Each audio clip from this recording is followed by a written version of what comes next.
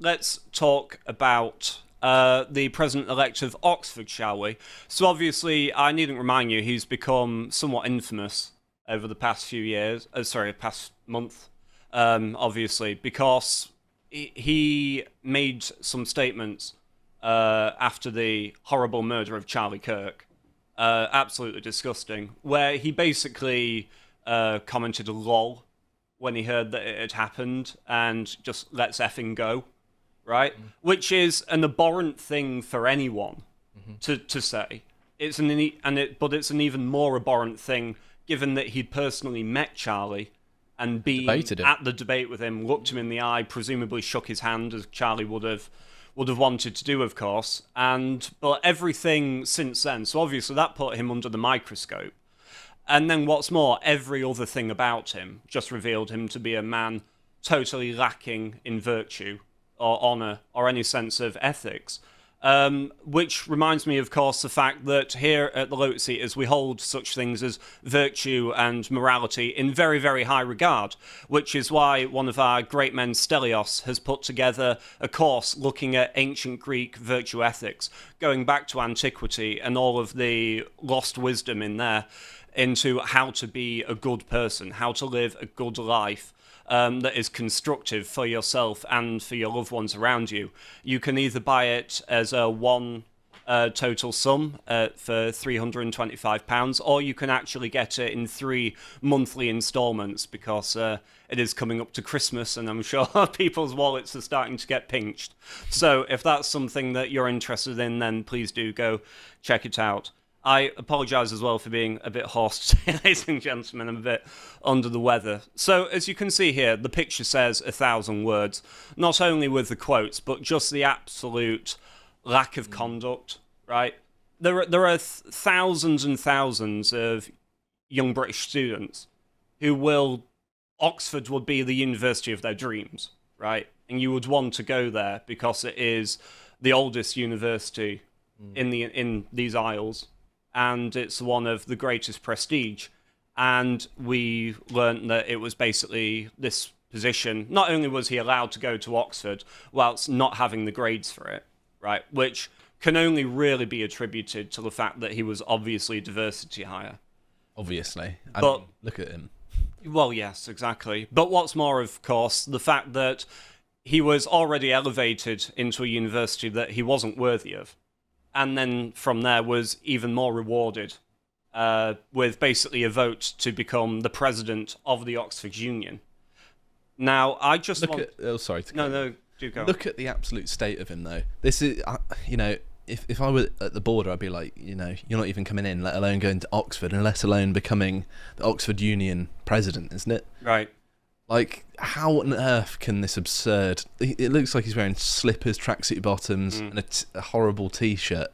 What has happened to our culture where we allow someone like this, even near to it, let alone hold a prominent position? Yes. Seems more reflective of, purposely doing that to dishonour the other person who they're debating. Because, when you go to a debate...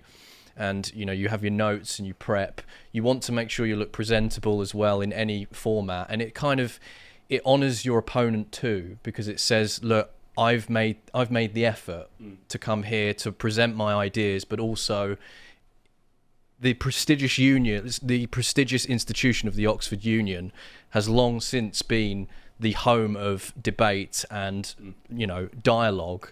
And if you go back throughout history, it's all to do... You see men dressed in such perfect condition for the time. And I think, to be honest, I see it as just a way that he done that to just dishonour his opponent more than himself. It's a humiliation ritual.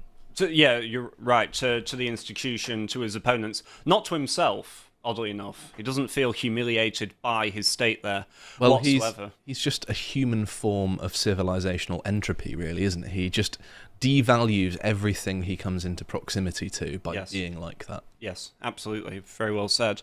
I would like to, for the sake of nuance, point out what Adrian says here, which is that the Oxford Union is a separate legal entity and quite distinct from the university itself, has its own building, its own trustees, its own constitution, and its own policies and procedures. And in addition, membership is not limited to Oxford University students or alumni, but open to those studying at certain other institutions. So please don't tarnish the university with the incompetence of the union officers, or project onto the university the disrepute into which they bring the union. No, don't worry. The university has its own reasons to be in disrepute. They are separate, you're quite right, but we could make an entirely separate segment talking about the problems with the actual university. No uniform standards, though. No. But the thing is as well, other than, of course, the personal effect that this is having on the fact that, well, obviously because of his comments about Charlie, a vote of no confidence was, of course, put in him, rightly bloody so, and it shouldn't have taken this long, frankly. But what's more as well, as you find in this GB News article, the union is facing a financial crisis after its president-elect appeared to celebrate the killing of Charlie Kirk last month. Donations to believed to be worth hundreds of thousands of pounds have been put on hold, and speakers have pulled out of debates in backlash to remarks made by George Aberonia. And so you have this thing where it's bringing financial costs right now as well. It's not just his reputation, but as you say, he is a form of civilizational entropy, Josh. I mean, look at that picture on the right-hand side of the article. He looks like some sort of pirate. At least he's wearing a proper black tie jacket, but still, he's wearing the weird do-rag looking thing. It's cringe. It's really, really cringe. And let's not forget as well the most important thing that he actually had to say in all of this, and this was during a debate. To effectively create change in the world we desire. And Side Prop will argue that at times there is simply nothing else that can be required other than violent retaliation. And this is a view I wholeheartedly agree with. The view that some institutions are too broken, too regressive, too oppressive to be reformed. Like cancers of our society, they must and they should be taken down by any means necessary. Gosh. By any means necessary. What institutions is he actually talking about? Well, the ones that obviously are ideological enemies, or not even enemies, just not allies, obviously, to... I don't understand, though. The ruling class are in favour of progressivism. Yes, which is why he's there in the first place. Yeah, so I don't understand what institutions was he actually talking about. I don't understand. Well, it's just pure, typical student activism, isn't it? It's about thinking you're the rebellion, while it's just kicking in a whole hall of open doors. Right. Yeah, I think if you're the president-elect of the Oxford Union, maybe you shouldn't be talking about destroying institutions, because I hate to break it to you, but you're part of one. Well, we'll get to that in just a minute. So we have here, as it says, vote on Oxford Union president in chaos over intimidation of officials. So this was a really bizarre thing that made this, really worth exploring. The fact that it wasn't as simple as just having a vote. Then all of a sudden these allegations came about rigging and sabotage and just all sorts of... It says the proceedings... This comes from this statement here, and it goes on to say, the proceedings for the poll of no confidence brought in against George Aberonia were informally suspended in the early morning of October the 20th. This was not a formal decision taken based on procedural necessity, but rather due to the development of an impossible working atmosphere. The extraordinary returning officer was subjected to obstruction, intimidation, and unwarranted hostility by a number of representatives, and on account of this had no choice but to informally suspend the process process as cooperation and progress was rendered untenable. Returning a result is of utmost importance. The membership have voted in large numbers, and the Oxford Union Society is fundamentally a democratic institution. The voices of the membership must be heard. Therefore, proceedings will resume, and the validity of proxy nominations, where unfinished, will continue without representatives. And so, all of a sudden, it really feels like General Melchett has been entirely vindicated when he said that Oxford's a complete dump, right? We're in a position where, how has this happened? How have we got to the point where Oxford democracy looks exactly like something from Tower Hamlets, right? With sleaze and sabotage. It's almost like institutions can only be preserved if certain people occupy the spaces, isn't it? It's almost Right. like the people are the important part of the institution and not the structure. Yeah.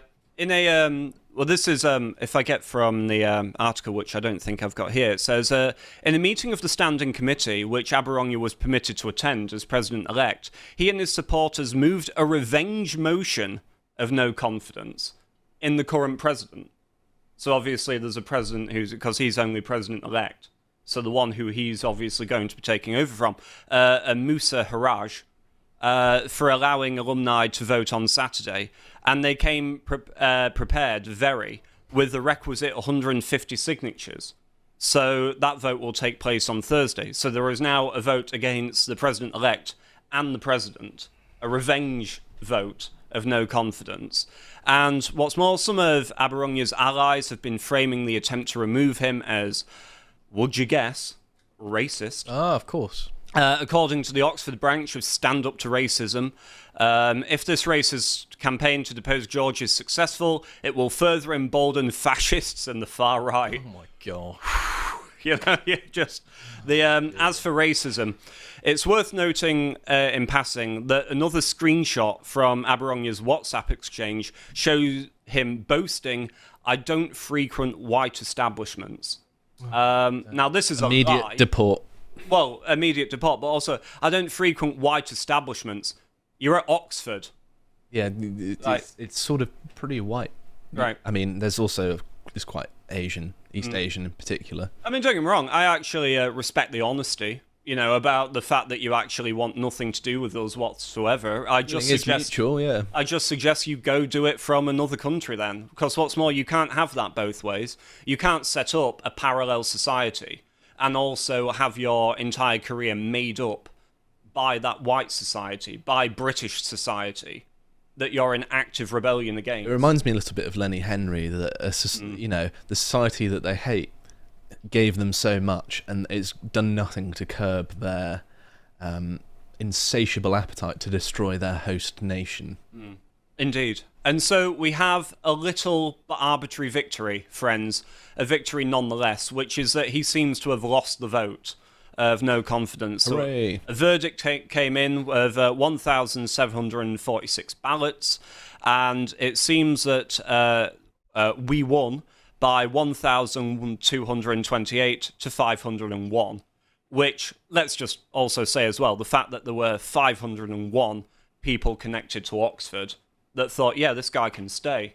I like the cut of this guy's jib. He seems to be the direction that this union needs to be going in. Well, the union has gone in quite a left-wing direction. I know if you look at a talk from maybe 10 or 15 years ago, perhaps, it seemed a lot more reasonable, a lot more academic, and a lot more in keeping with what you would associate with Oxford. In recent years, you know, you get a right-wing guest in, and many of the annoying students in there are jeering, and just the overall conduct has gone down. And I do wonder whether this is shaped why people like this might have so much popularity, is that the political makeup of the people who attend and are members or whatever has changed. There was just another part, actually, forgive me, that was worth reading out as well, which is that Adrian goes on to say in this piece that the problem was not only his celebratory outburst at Kirk's death, but the fact that other messengers have emerged suggesting that he holds the Oxford Union itself in contempt. When one friend wrote to him before his election in June, "If you hate it, then you should run for the presidency," Aberonye replied, "Real lol, that's what I did." Right? So just, yeah, as you say, just being a total enemy, destroying it from the inside. And so really the question here should not be whether or not this man should be the president-elect of the Oxford Union. The first question should be, should he even be at Oxford at all? And I think we'll find the answer to that is also no, judging by his grades.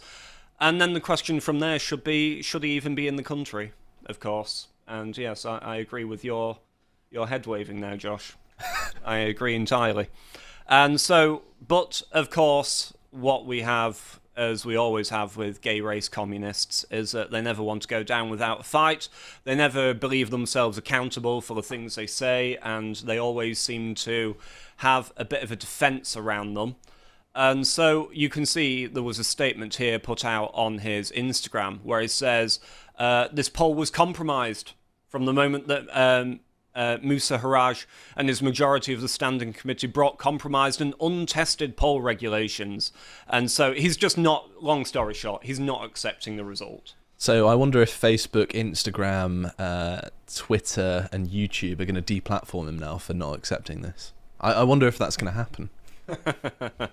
I'm sure Oxford were merely fortifying it. They weren't actually altering the outcome anyway. So, as you can see here from this bottom line, George Aberonye is and remains the president-elect per the Oxford Union rules. Ah, yes, like an African warlord. It's not over until he gives up power, which is something that he will never do without intervention.